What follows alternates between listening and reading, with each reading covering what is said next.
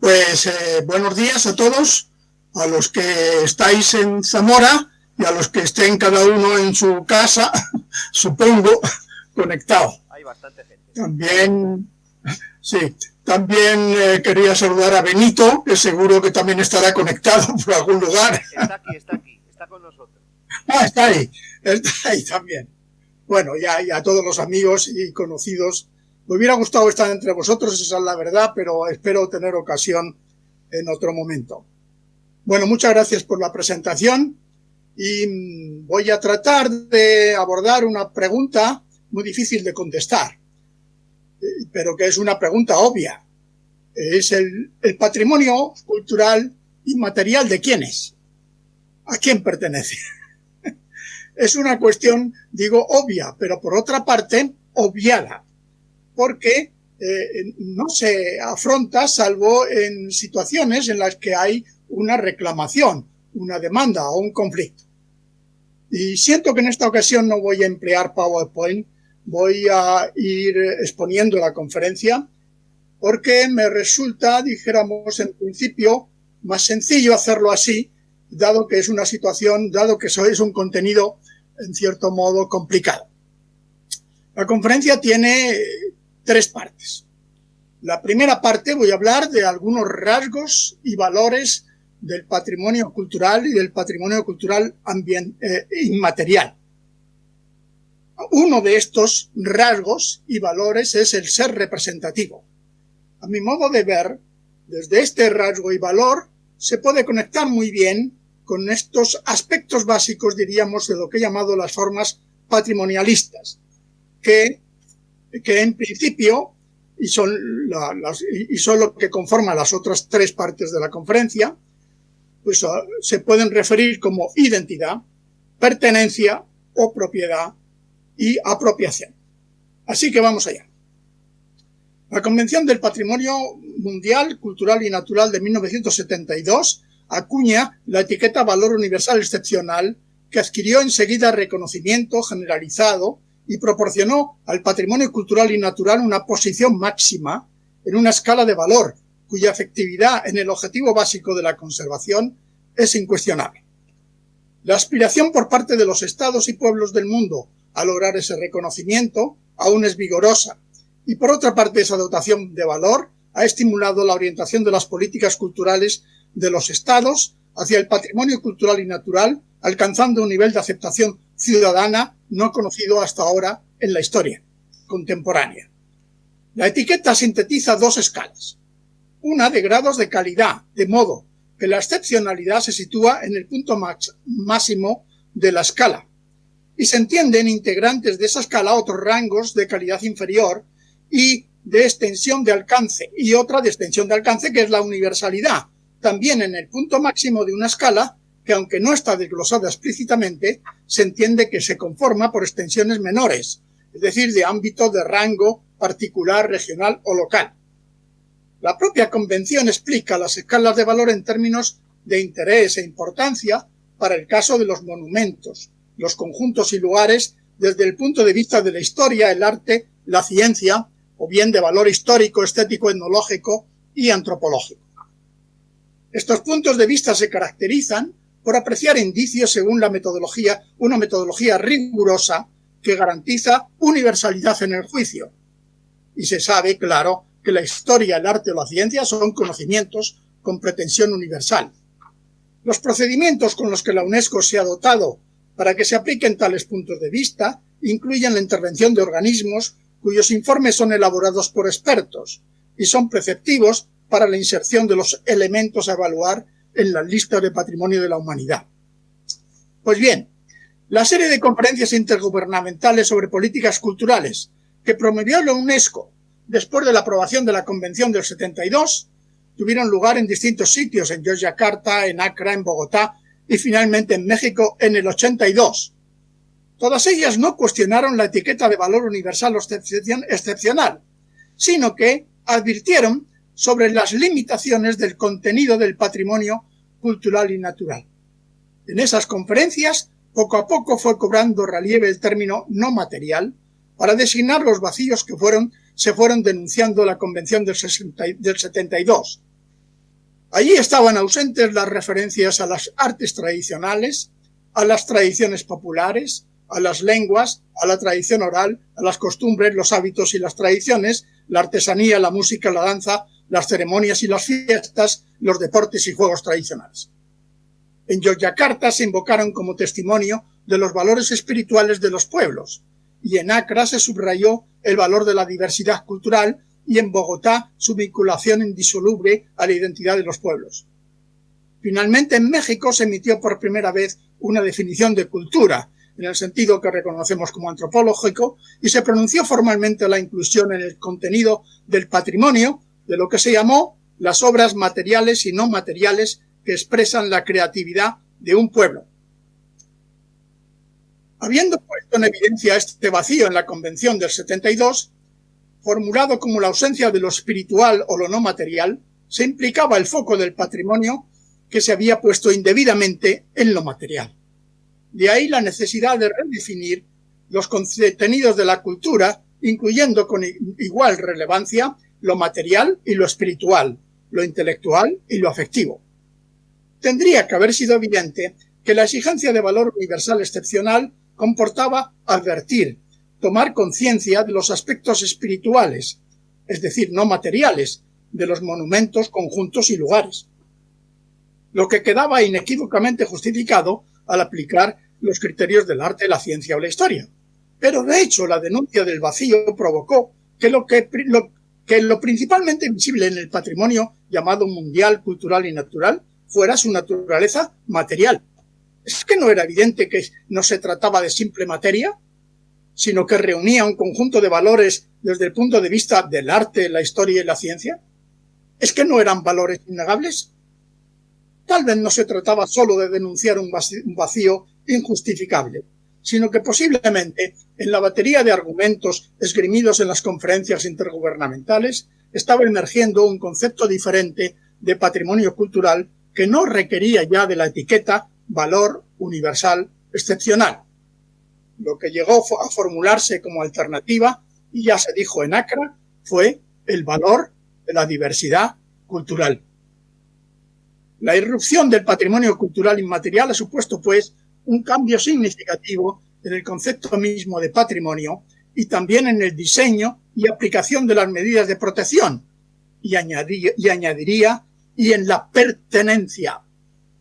Un cambio que, sin embargo, no necesariamente luego se ha visto reflejado en las legislaciones nacionales. Durante una serie de seminarios regionales que promovió también la UNESCO entre 1995 y 99, dedicados a evaluar la recomendación sobre la cultura popular que fue aprobada en el 89, se perfilaron ideas y argumentos que finalmente acabaron reflejándose en la Convención de Salvaguarda del Patrimonio Inmaterial del 2003.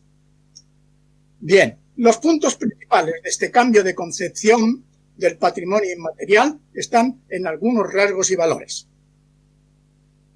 El primero, hay un contenido diferenciado del patrimonio material, pero indefinidamente delimitado. Las caracterizaciones primeras como patrimonio espiritual no material, sin duda, reclamaron su especificidad frente a los monumentos, las obras de arte, etc., pero a la vez abrieron el ámbito del patrimonio para la inclusión en él de indefinidas expresiones de la creatividad humana. La recomendación del 89 recogía elementos que fueron señalados ya, como he dicho, en las conferencias intergubernamentales. En el documento de la Proclamación de Obras Maestras de la Humanidad en el año 2001.7, solo se referenciaban, sin embargo, los espacios culturales y las formas expresivas como performances musicales o teatrales, rituales o fiestas diversas. La determinación de campos que aparece en el artículo 2.2 de la Convención del 2003, fruto de discusiones en los seminarios anteriores, fue un acuerdo de mínimos que bien conocemos. El patrimonio cultural, según se define, pues está integrado por tradiciones, las artes del espectáculo, las expresiones orales, los usos sociales, los conocimientos sobre el universo y la naturaleza y las técnicas artesanales. Esta enumeración se aparta notoriamente de la lógica sistemática del patrimonio Mundial Cultural y Natural, es decir, de la Convención del 72, que configuraba unidades diferenciadas por complejidad y extensión. Sin embargo, el patrimonio inmaterial está integrado por categorías o campos, evitando referirse a formas culturales específicas. Fíjense en este punto, que es muy importante a la hora de hablar de la pertenencia. No es lo mismo hablar de la pertenencia respecto a conjuntos o monumentos que pertenencia respecto a las categorías. El campo de las lenguas, el campo de los espectáculos, el campo de los rituales, de los conocimientos y el campo de las prácticas artesanales son caracterizaciones demasiado generales y no suficientemente diferenciadas, es decir, muy difícil de referir respecto a su pertenencia. La asunción de la diversidad cultural, además, como valor, implica un refinado respeto hacia la complejidad de las expresiones de la creatividad humana. De hecho, muchos de los elementos que la UNESCO reconoció luego como Patrimonio de la Humanidad han puesto de manifiesto que los campos o categorías por sí mismos no definen suficientemente, porque no acaban encajando necesariamente en uno de los campos, sino que en realidad tienen algo de todos, algo de espectáculo, de ritual, de conocimientos, de prácticas, de tradiciones orales, e igualmente no bastaría tipificarlo solo como música, canto, danza o juego, teatro, sino que pueden tener algo de ellos e incluso algo más que no está formulado. Es decir, la diversidad cultural sobrepasa a estos campos específicos o incluso a los más generales. Y el concepto como tal de patrimonio inmaterial está sirviendo sobre todo para acoger la diversidad. Igualmente, un punto muy relevante para entender la pertenencia. Y aparece, además, los campos del patrimonio inmaterial como indefinido en los límites. Es decir, los listados de propuestas cada año se llenan de elementos muy variados. Voy a revelarles algo que por otra parte se puede consultar claramente. Es decir, qué es lo que está tratando la Comisión de la UNESCO este año para nominar los patrimonios de la humanidad. Así que este año se propone, entre otras cosas por parte de España, como saben, los caballos del vino de Caravaca. Pero además se proponen las siguientes cosas, fíjense. El cuscús, que lo presenta Argelia, Marruecos y otros. El arte de la miniatura, que lo presenta Azerbaiyán y Irán y otros. El onchung, que es un sistema ritual y de cosmovisión que liga a los hombres y al océano en China y Malasia. Y presenta también el órgano oriental cubano, la cultura de la sauna finlandesa, las técnicas y prácticas de los talleres de las catedrales, que lo presenta Alemania, Austria y Francia. Las cuentas de vidrio en Francia, la cultura apícola en Polonia y Bielorrusia, la cultura del café kaulani, que lo presenta Arabia Saudí, la cultura del trigo de Georgia. No sé cuántas de estas candidaturas saldrán adelante, imagino que casi todas. Junto a elementos concretos de un grupo étnico determinado, aparecen otros de dimensión internacional y de enorme complejidad socioeconómica. Es decir, la pertenencia es muy difícil atribuir a la vez, de la misma manera, a un elemento que se supone pertenece a un grupo étnico que a un elemento, dijéramos, como la sauna o como el cuscús. A menudo produce cierto vértigo asomarse a la interminable lista de posibles candidaturas. Es obvio el peligro de trivialización que se adivina en una extensión indefinida, pero es igualmente importante subrayar cómo esta generosa apertura ha estimulado a los pueblos y a los estados más desfavorecidos y menos relevantes a buscar el reconocimiento internacional de sus inapreciables tesoros de patrimonio inmaterial. Es una aspiración que muy difícilmente se hubiera logrado si se les hubiera aplicado el criterio de valor universal excepcional.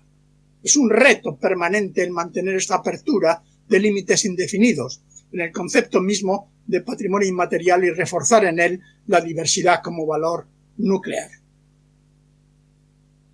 Rasgo segundo que es importante mencionar. Se trata de elementos de entidad heterogénea. Algunos son prácticas, usos, acontecimientos claramente diferenciados que ejecutan individuos o pequeños grupos localizados en determinados lugares, como por ejemplo la cosmovisión de los Callahuaya o el carnaval de Oruro o el encaje de bolillos esloveno.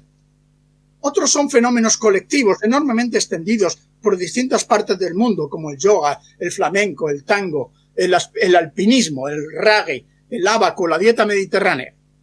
A diferencia de los elementos del patrimonio cultural y natural, no son propiamente obras o lugares más o menos extensos o complejos, sino mundos conformados en torno a determinadas actividades, conocimientos y materiales. En buena medida, envuelven y engloban a las personas, absorbiendo parcial o totalmente sus vidas. Algunos son extremadamente normativos y otros ofrecen un amplio campo de opciones a quienes se sumergen en ellos. Difícilmente podría encajar en una misma escala de valor, por ejemplo estético o histórico, sino que se distribuyen en escalas únicas y a menudo se consideran cada uno de ellos de valor máximo en su escala. Se amparan en la diversidad para postularse como no comparables y como marco adecuado donde resalta la singularidad, aunque de hecho algunos de ellos remiten a otros como posible fuente y con aparentes similaridades pues aunque pase así se toman como inequívocamente diferenciados como especificidades irrepetibles. El tercer rasgo que quiero comentar es que se trata de un patrimonio vivo. Y todo esto lo hago precisamente para subrayar cómo no es posible entender el concepto de pertenencia de la misma manera para todo el conjunto de los elementos. Se ha caracterizado el patrimonio cultural material como gozando de una segunda vida, que en la mayoría de las ocasiones, esto lo hizo entre otros Kirsten Gamblet, pero la mayoría de las ocasiones no es coincidente con la que tuvo en su tiempo. ¿Qué quiere decir segunda vida? Pues no quiere decir otra cosa que segundo uso, tercero o cuarto uso o función. Las funciones que desempeñaban entonces y que desempeñan luego, ahora, pueden haber cambiado diametralmente y es posible que no se conozca bien cuáles pudieran ser originariamente. Además ha emergido y se ha consolidado una nueva función que es moderna por concepción y que es obvio decirlo, pero es la de patrimonio. Un goce metacultural que despliega actitudes de admiración, respeto, afán de conocimiento, nostalgia de pasado.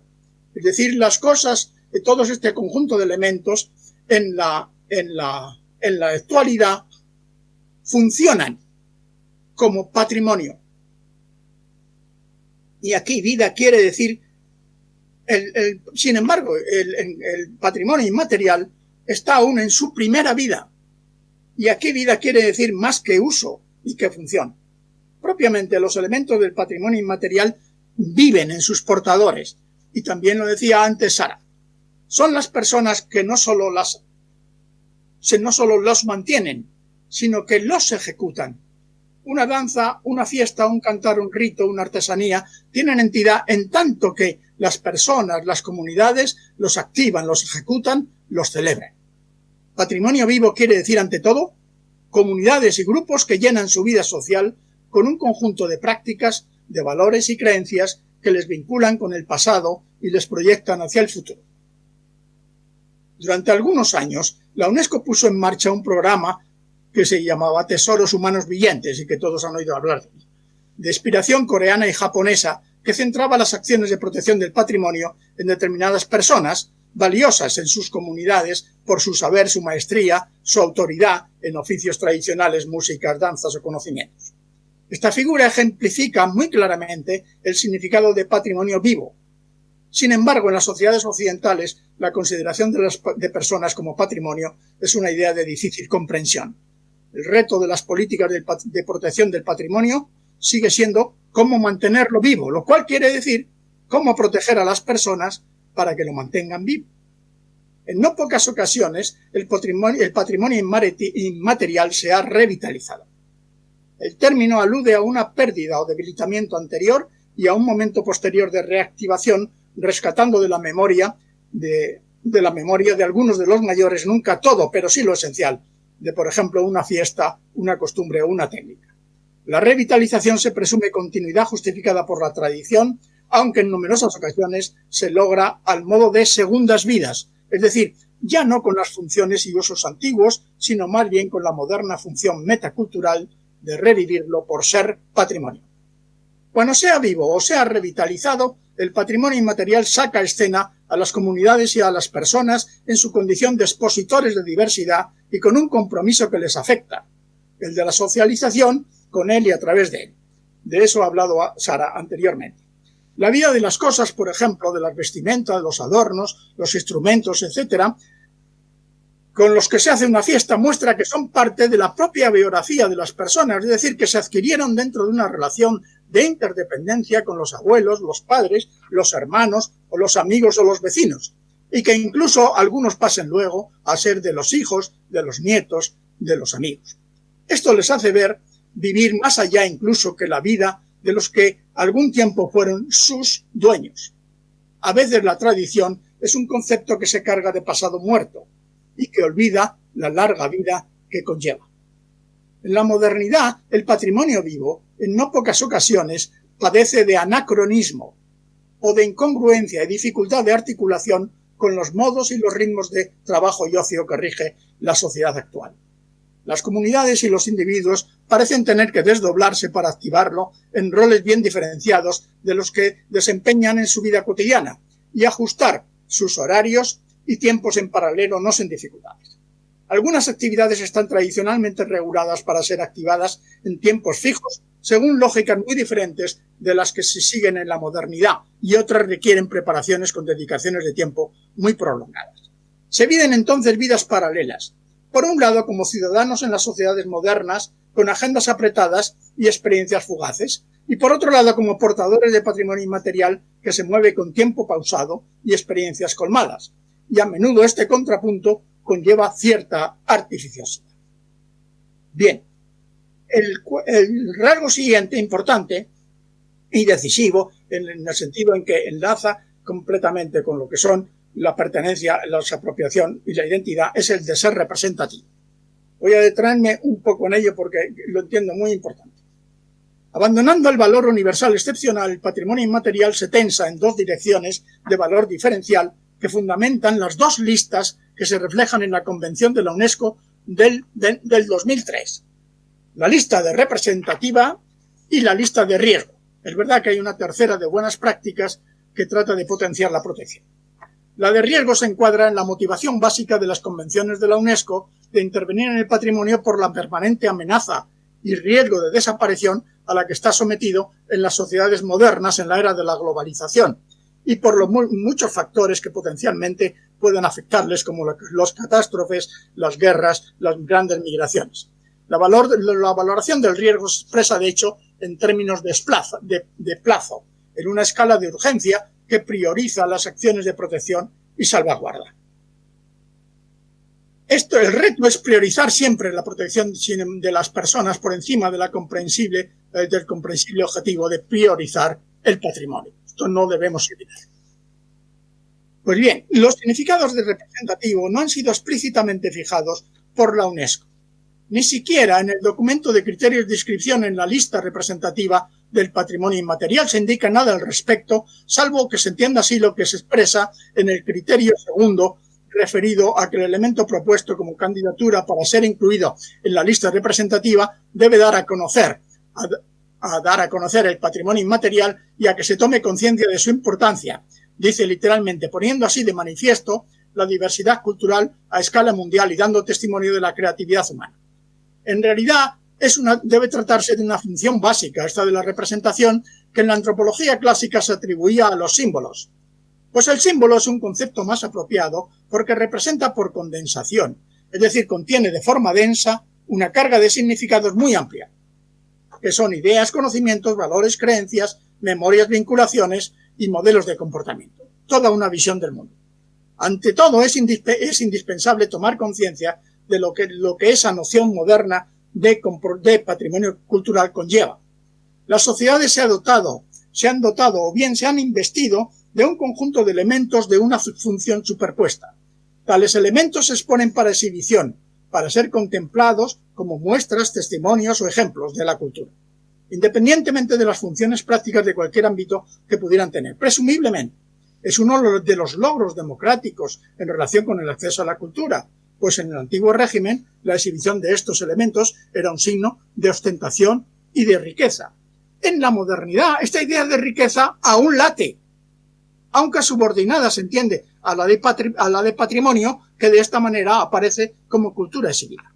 El patrimonio inmaterial tiene una forma especial de ser exhibido, porque es efímero en su concepción temporal, pero recursiva, en muchos casos en tiempos regularmente programados y otros tantos para ser activados en cualquier momento a voluntad de las comunidades, con el refuerzo de haber sido continuadamente ejecutado, celebrado durante siglos.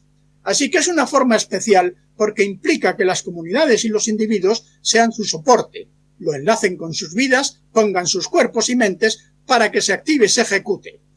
Es decir, los individuos, las comunidades, actúan de ellos de pantalla, de exposición del patrimonio inmaterial. Por eso decimos que el patrimonio inmaterial está incorporado. En principio, ya lo he dicho, son vivos porque lo viven las personas. Bien, las habilidades que comporta se justifican frecuentemente porque lo llevan en sus cuerpos. Despierta sus emociones, en ocasiones tiene momentos álgidos de expresión y de catarsis.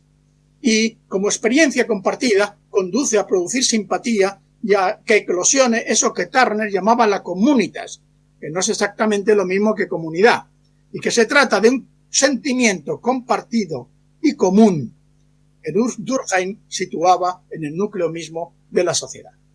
Pese a las insistentes referencias en la era de la globalización a la exhibición externa del patrimonio inmaterial, debería ser obvio que el principal destino de esa exhibición es interno, de cara a la propia comunidad y grupo. Uno de los mayores retos a los que se enfrentan las políticas de salvaguarda del patrimonio inmaterial actualmente es impedir que prime el foco puesto en la exhibición externa sobre la interna.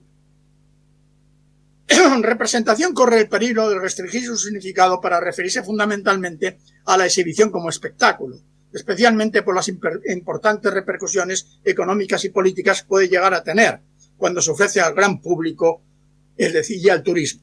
La representación entonces tiende a profesionalizarse y a ser regulada según los criterios de control por parte de los expertos en gestión de recursos. La UNESCO además añade el patrimonio inmaterial el de ser muestra abrumadora de diversidad cultural, que estimula el diálogo, la comprensión y la tolerancia entre los estados y los pueblos del mundo. Una perspectiva acorde con la política de paz que caracteriza a las instituciones internacionalistas. Se trata de una representación, en ambos casos, seleccionada, que a la vez que dirige la atención hacia determinados contenidos, oculta y disimula otros. Este es un reto permanente del patrimonio inmaterial, el hacerlo compatible con el respeto a los derechos humanos y el fomento del diálogo entre los pueblos. Bien, ahora viene el concepto de identidad, ligado, como ven, directamente al de representación. La identidad fue objeto de atención especial en el importante documento que sobre políticas culturales elaboró una conferencia propiciada por la UNESCO en el 82 que antes he citado. En ella se enunciaron una serie de principios que voy a leer literalmente porque resultan decisivos. Cada cultura representa un conjunto de valores único e irreemplazable, ya que las tradiciones y formas de expresión de cada pueblo constituyen su manera más lograda de estar presente en el mundo. Segundo, la afirmación de la identidad cultural contribuye por ello a la liberación de los pueblos. Por el contrario, cualquier forma de dominación niega o deteriora dicha identidad. Tercero, la identidad cultural es una riqueza que dinamiza las posibilidades de realización de la especie humana al movilizar a cada pueblo y a cada grupo para nutrirse de su pasado y acoger los aportes externos compatibles con su idiosincrasia y continuar así el proceso de su propia creación. Cuarto, todas las culturas forman parte del patrimonio cultural común de la humanidad. La identidad cultural de un pueblo se renueva y enriquece en contacto con las tradiciones y valores de los demás. La cultura es diálogo, intercambio, y se agota y muere en el aislamiento. Quinto, lo universal no puede postularse en abstracto por ninguna cultura en particular. Surge de la experiencia de todos los pueblos del mundo, cada uno de los cuales afirma su identidad. Identidad cultural y diversidad son indisociables. Sexto, las peculiaridades culturales no obstaculizan, sino que favorecen la comunión con los valores universales que unen a los pueblos. De ahí que constituya la esencia misma del pluralismo cultural. Séptimo, la comunidad internacional considera que es su deber velar por la preservación y defensa de la identidad cultural de cada pueblo. 8. Todo ello invoca políticas culturales que protejan, estimulan y enriquezcan la identidad y el patrimonio cultural de cada pueblo y que establezcan el más absoluto respeto y aprecio por las minorías culturales y por las otras culturas del mundo. Noveno y último, hay que reconocer la igualdad y dignidad de todas las culturas, así como el derecho de cada pueblo y de cada comunidad cultural a afirmar y preservar su identidad cultural y a exigir su respeto. Bien, en otros documentos, como la recomendación sobre la cultura tradicional y popular, se hacía un especial énfasis en la identidad. Y en la propuesta del director general de 1990 de la UNESCO, igualmente se seguía haciendo mucho hincapié en el concepto de identidad. Entiendo que hasta tal punto que se ha convertido ya en un argumento manido. Bien, la visibilidad en el mundo de los estados, especialmente de los pueblos, a mi modo de ver, es el aspecto más perceptible y superficial de la identidad. No es exactamente, no cubre necesariamente todo el proceso de la identidad.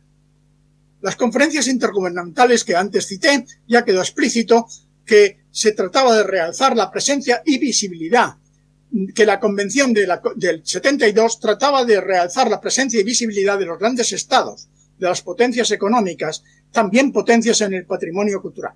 Por eso la reclamación del patrimonio inmaterial fue por la visibilidad de los pequeños y no desarrollados estados, cuyas tradiciones orales, músicas, danzas, etcétera, no solo no desmerecían en cultura, sino que eran muestras destacadas del sentido estético, de la sabiduría y de la creatividad humana.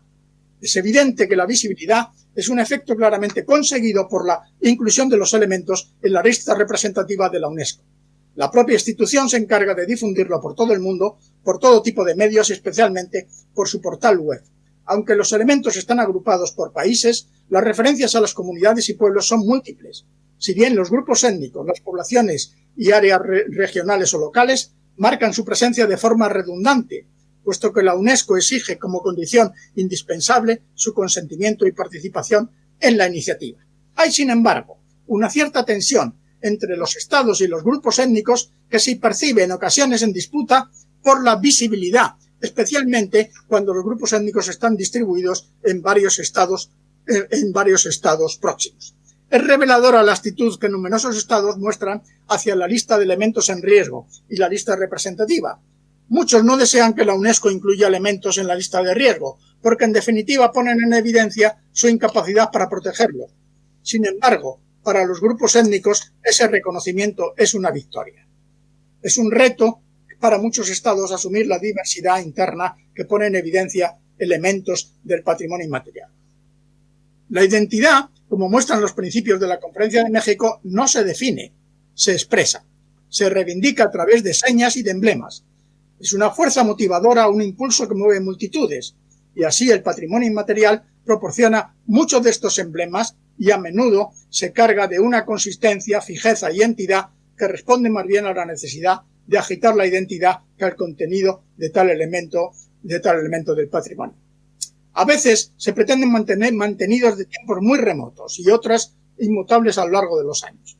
El patrimonio inmaterial como emblema de identidad selecciona determinados rasgos, pero obvia otros y adquiere formas puras y ortodoxas, segregando y rechazando otras. Se diría que son las dos caras de la misma moneda, la identidad y la diversidad. Cuando las identidades se agitan, lo hacen tomando la diversidad o alteridad como contraparte. Y cuando se dan las condiciones para que una pacífica convivencia, la diversidad se ofrece como el campo común de encuentro de muchas identidades. El patrimonio inmaterial no solo es muestrario de identidad, sino que únicamente se contempla, sino que consiste en escenarios, acciones de activación de actitudes compartidas, actos de comunicación colectiva que ejercitan, refuerzan y consolidan las identidades. No todos los elementos se sitúan en la misma línea, sin duda. Algunos son rituales de exaltación de valores y encumbramiento de héroes o de efervescencia de los vínculos comunitarios. Cabría pensar en determinados casos que fueron propuestos para esa inclusión en la lista representativa por Serno.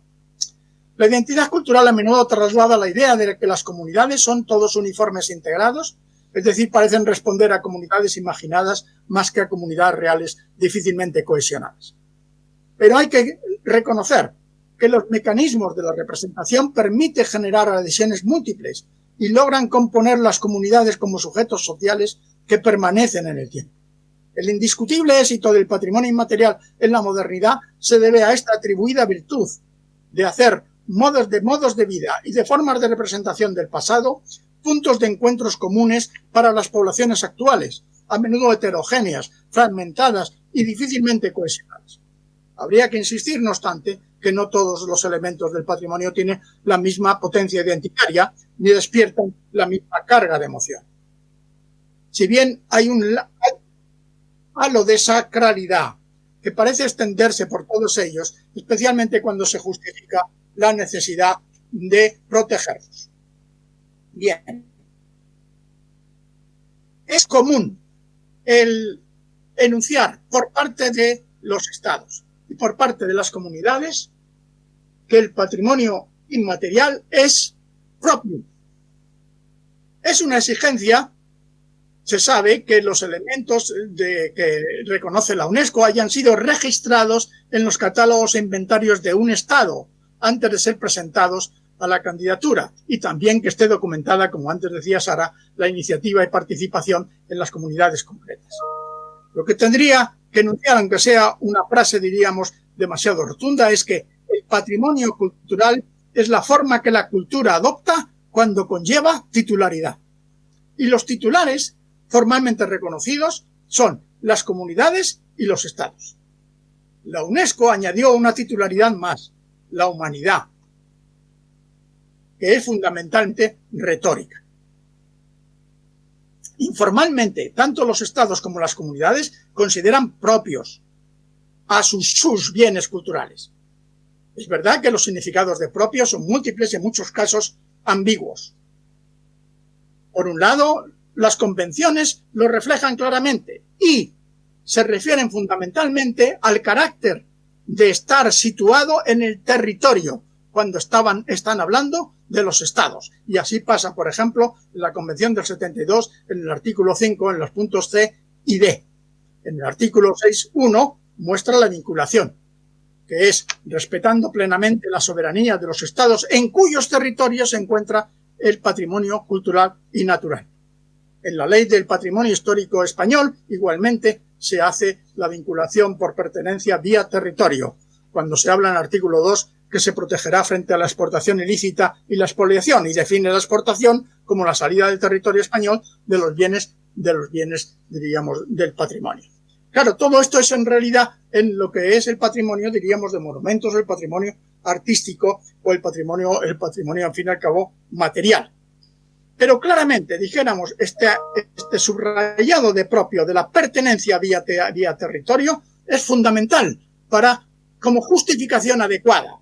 Se diría propiedad, aunque el término jurídico de propiedad no se puede aplicar estrictamente.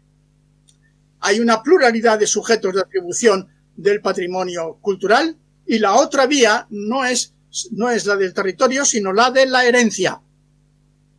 Ambas dos vías se entienden como legitimidad para la pertenencia, pero ambas no están exentas de ambigüedades.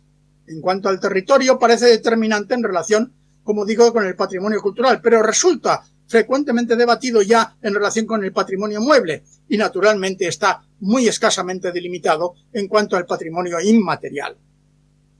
Aun cuando cabe destacar innumerables rasgos locales en ese patrimonio, se impone la enorme potencia de difusión que tiene el patrimonio inmaterial y a menudo se constata una significativa posibilidad de ser replicado en muy distintos lugares, no solo debido al movimiento de poblaciones, sino a la mímesis que suscitan sus actividades.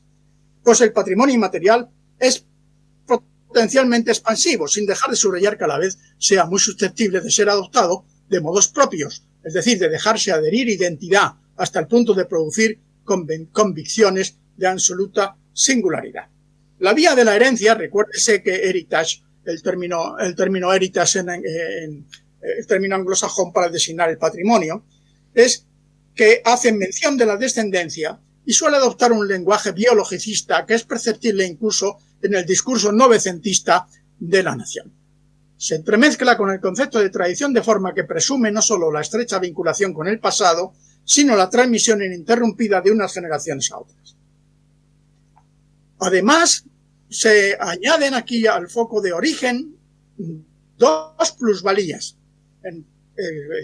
Cuando el todo continúa siendo igual que siempre fue, que es tradición pura, como se hacía en tiempos originarios y mantenida invariable a lo largo de generaciones, y cuando los valores que encarnan siguen siendo los mismos, de manera que la participación en ellos produce autenticidad, que es un fundamento muy sólido de los vínculos comunitarios, pero un fundamento a la vez muy sólido de la pertenencia. La vía descendencia a veces se confunde con origen, que en muchas ocasiones es más bien imaginada. Y no es infrecuente demostrar que algunas de las tradiciones son inventadas. Bien, parece que la propiedad que en muchos casos se reclama para el patrimonio cultural de monumentos es exhibida con ostentación, pero no se puede decir lo mismo fácilmente de los elementos del patrimonio inmaterial, porque no es por parte de los individuos. Hay casos, sin embargo, de linajes y de estatus de determinados grupos étnicos que tienen atribuciones exclusivas. En la denominación de cultura popular tradicional, que también empleó la UNESCO, está expresada la condición de cultura compartida, común y profusamente difundida. Carece de sentido atribuir la propiedad, pero sus elementos pueden asociarse a determinados intérpretes que se distinguen por su pertinencia, por su habilidad, por su especial afición, como cuando decimos, como decía mi madre, la receta de la abuela, el romance de Jacinto o el responso de San Antonio de la vecina. En las comunidades locales se toman como recursos comunes toda una serie de conocimientos y saberes que de hecho están distribuidos entre varios individuos concretos y que se entienden transferibles según las pautas vigentes de reciprocidad y ayuda. Por otra parte, la participación en actividades comunes es incluso exigible a los individuos y a las unidades familiares en tanto se entienden propias de la comunidad. Yo quiero aludir finalmente a la apropiación para expresar de qué modo, por sutiles modos, Ya termino, por eso ya quería aludir a la apropiación. Que fundamentalmente hacen los estados, entendemos, de una manera de vida. Aunque los agentes sociales que apetecen, diríamos que con voracidad, a veces la apropiación del patrimonio inmaterial son múltiples y fundamentalmente en relación con todos aquellos elementos del patrimonio que forman parte, dijéramos, del espectáculo, del ocio y del turismo. Las consideraciones finales son: el patrimonio cultural parece haber instalado un lenguaje inocente de prácticas y actividades para fruición y goce intelectual, espiritual si se quiere, pero inevitablemente deja traslucir ambiciones de poder, conflictos sociales, desigualdad y explotación.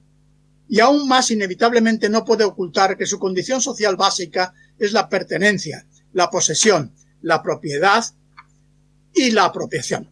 Produce imágenes para los sujetos sociales, visibilidad, pero a la vez da entidad a esos sujetos sociales rodeándoles, invistiéndoles de riqueza, de tesoros, de atractivos signos de ostentación y de representación, y por lo mismo alienta tanto confrontaciones como competencias, tanto en arenas públicas como privadas, nacionales e internacionales, controladas por las administraciones o en los márgenes de ella. El patrimonio inmaterial no representa tanto como el material en los mercados y en los campos de poder político, pero no es menos objeto de apropiaciones, en muchos casos desplegadas con sutiles maniobras, y aun con todo sigue en riesgo y en necesidad de protección. Y esta es mi pregunta, para finalizar. ¿Es posible que haya que asumir definitivamente la aparente paradoja de permitir e incluso alentar su apropiación, porque al hacerlo podrá seguir estando vivo? Gracias.